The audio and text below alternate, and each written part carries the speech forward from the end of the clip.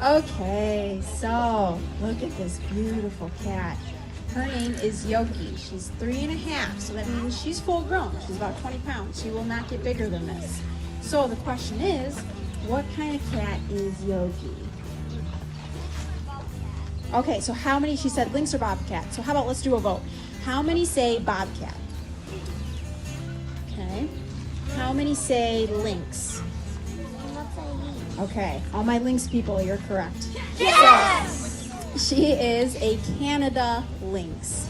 Now she does look pretty similar to a pouch, yes. So, much like a kangaroo, a female opossum will have a pouch, and that's where they carry their young, okay? Now, everything with opossums is very, very, very quick. Guys, don't chase the cat. Yeah, just leave him be. So, everything with opossums is very, very quick. Their gestation, when they leave mom, and...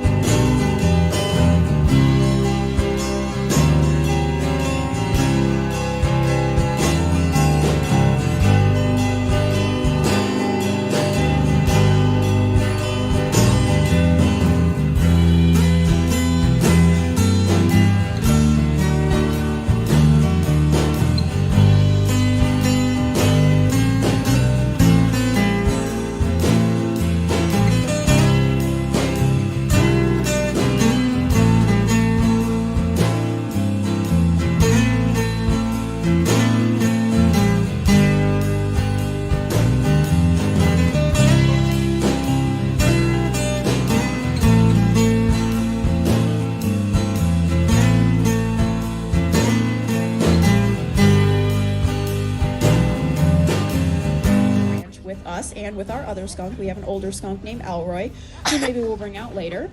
And so, you guys are probably wondering, okay, that's a skunk. And I know what skunks do. What do? Yell it out. Yeah, sometimes I hear they spray, they stink. Some kids say they fart, or sometimes I get the sound effect, they go psh, right? So, yes, skunks obviously are known for their terrible odor. However, Lloyd is one of the good skunks. You guys don't have to worry about him because he's what you call descented, okay? Or some people say deskunked. So he has 2 little scent glands at the base of his tail, or he did at least. Skunks have 2 little scent glands at the base of their tail, and when they're young, well, they don't know what they're packing just yet. They don't know how to use those glands. So before they know how to use them, you can actually take them to a vet, and they can simply just remove those 2 glands, then they can't spray anymore. It's a very simple procedure. It's actually really similar to what they do for ferrets. Now, ferrets have what's called musk glands, which are kind of similar to scent glands, and they have some in their face that can't be removed. So that's why ferrets will always have an odor. If any of you have ever had a ferret or been around a ferret, we know.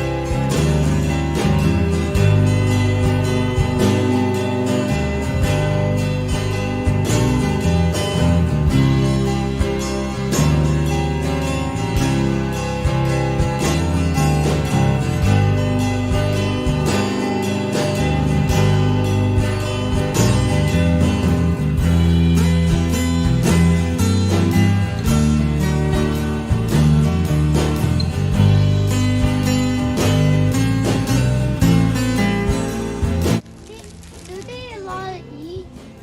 Do they what? Do they do a lot? Do they do a lot of, what's he saying? Do they eat a lot? Oh, do they eat a lot? Oh, yeah, they eat a lot. He'll eat a lot of fish, and he eats a lot of dry dog food. You saw him do a thumbs up? He did. So he also loves in the summer getting squirted with the hose. So that's one of his favorite things. So he'll usually sit right here on a really hot day, and we take the hose and he'll just, like, he turns different parts of his body that he wants you to spray, and he puts his paw in there and washes his face. He loves being squirted with the hose. 17 years old. It's not unheard of for captive wolves to go all the way to 20. And in the wild, there's about You can see he kind of dug out some in the wild, so they let them in the things like a frozen.